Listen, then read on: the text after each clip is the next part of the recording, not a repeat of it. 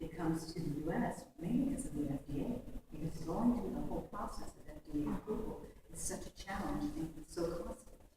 So that would make sense to me.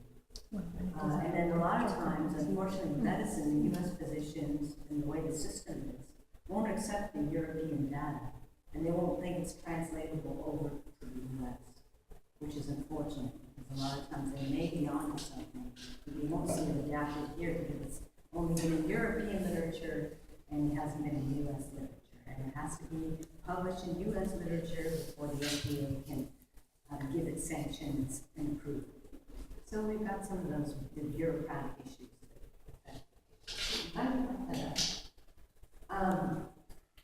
Also, we're going to be talking about, just physician-patient communications, how these things are affected, and what that means to you. We can talk about the medical environment, and the political landscape and the clinical landscape. Electronic medical records is really changing medicine. I don't know if you guys have had a chance to experience that in your visits with physicians. And I just want to touch on that because I think that's been evolving over the last 10 years, and you can really see the difference. I've seen a person, my favorite doctor, he's really changed since he got his electronic medical record with him, and it's actually a distraction from patient care. So, but it's here to stay, just like when I have teenagers and when they're constantly texting on their telephone when I'm trying to talk to them, it's that same concept of multitasking. And what does it really mean to you? Everyone's like, oh, Obamacare, and this is one of the big issues in medicine and in the election.